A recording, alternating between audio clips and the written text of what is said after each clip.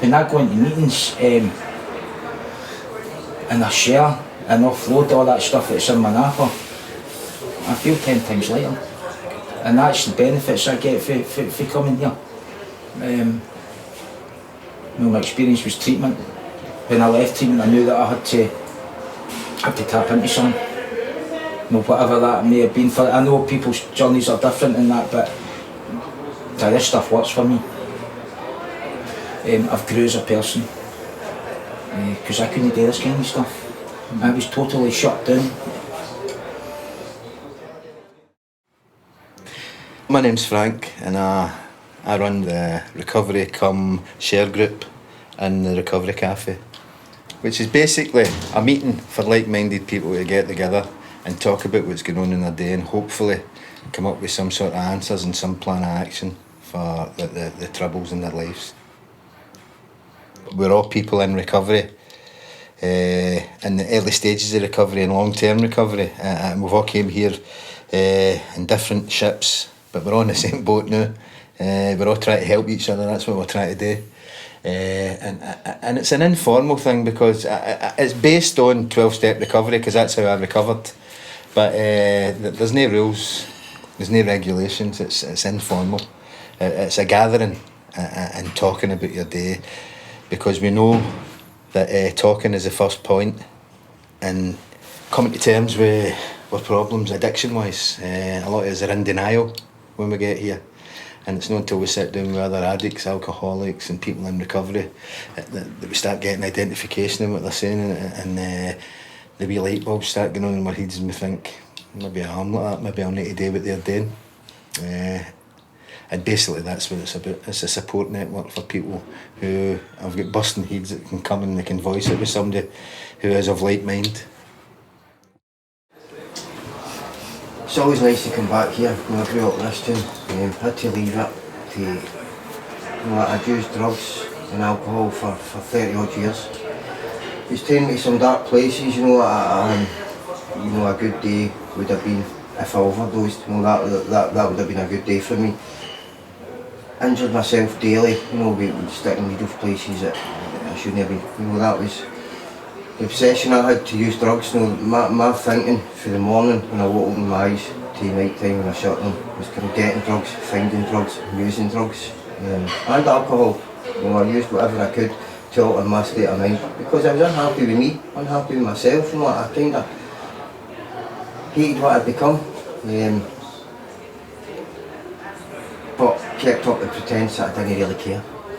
So in order to keep up that pretense, I just had to constantly use drugs to deal with that. Lost everything in my life. See if I'd have stuck about long enough for this cafe opening, things might have been different. I've tried everything. I was on substitute prescribing for 20 years, and then I hear these guys that come in and just go to a meeting and get clean. And I thought, that's the only thing I've not tried.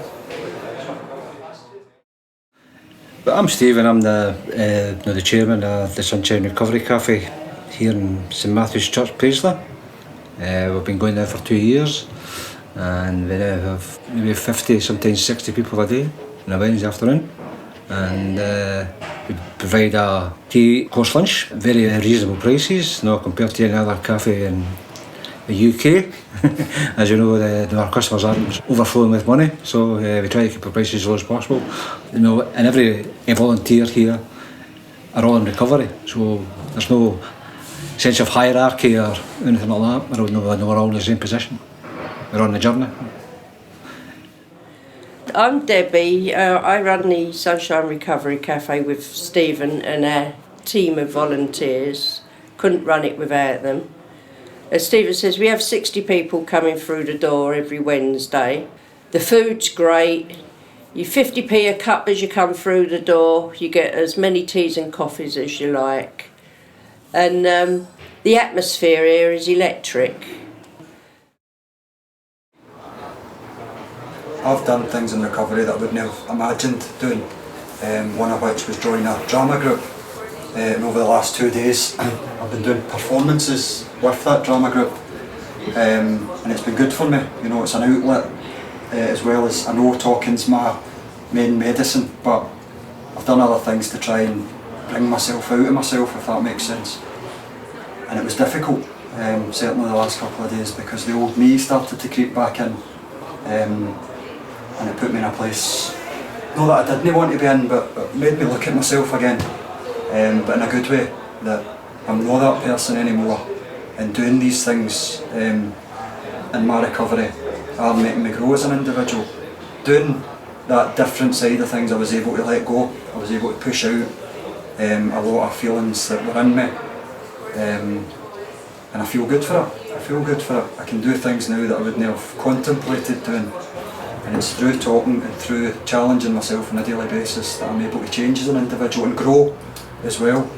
And I've had a good day today, as I say. I took the wee one to school, had a chat with him. I came here today, I'm with friends. I'm able to talk today, show my emotions, which I was never able to do. And I keep myself well as well by going to the gym. I've got that today, I've got things to look forward to in life. And I continue to challenge myself. And that's where I'm in a good place. My name's Ian and I help Frank running the share group. And like Frank, I come in here and I use this format to share my recovery story and to help others. You know, we're not counsellors in here. We just try and get people to talk about their day and speak to like-minded people in recovery. I'm sort of still in my early stages of recovery, but we find when people come in here and talk about their day, and it lets people think, it gets people talking, and that's our primary purpose here. It's just to try and keep it simple and get people to share, and it has worked. I've seen it working with people, and it's been great for me, and I'd like to think the people that come and share here get something out of it like we do. Just come in for a wee second, just to open my mouth and kind of talk a wee second about where I'm at. It's good to hear other people are in a good place, but I'm not in a good place. I'm not in recovery right now. Do you know what I mean? I've been using since last week, right back through where I was. I don't want to go to these houses and buy drugs. I don't want to go there. But I know I'm going to have to, because it's even worse once I know I've got that obsession. I've kicked it off with taking a drink this morning. It's going to be very difficult for me not to go and buy drugs, and I'm putting myself in dangerous situations.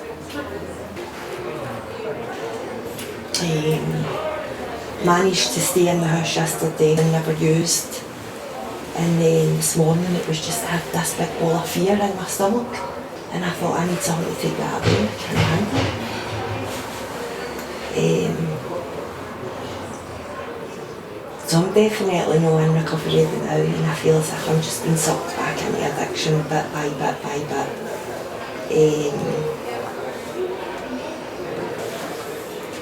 I don't know what to do.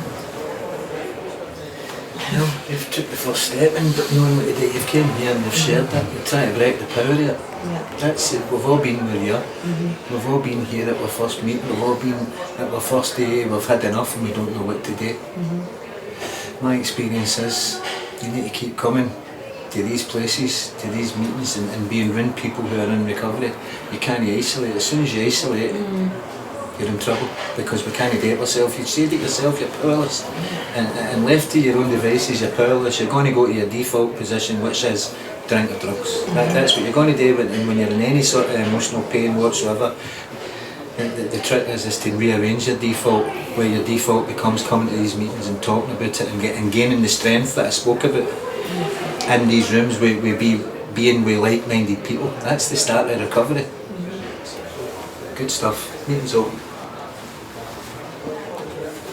You know what, the day my life's kind of great today. You know what, I've got a cracking wee flat, I've just got a job,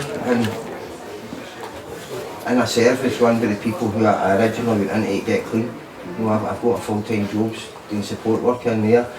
And I got up this morning, got a wee kitten, feeding my cat. My girlfriend, who also works in a treatment centre, what I'm trying to say is I'm constantly around like-minded people today, and it's a different group of people. You know, my girlfriend's in recovery, you know, all my pals are in recovery, everybody I know's in recovery. Good stuff. There you go, that's the collective therapy of this stuff. Like-minded people sitting down together, running things by each other, talking about their day and try to get them into perspective, and in doing that we help each other and see if we can tap into that. That's a power. All us sitting here together is a power greater than ourselves. See if we tap into that on a daily basis, we can gain strength for that.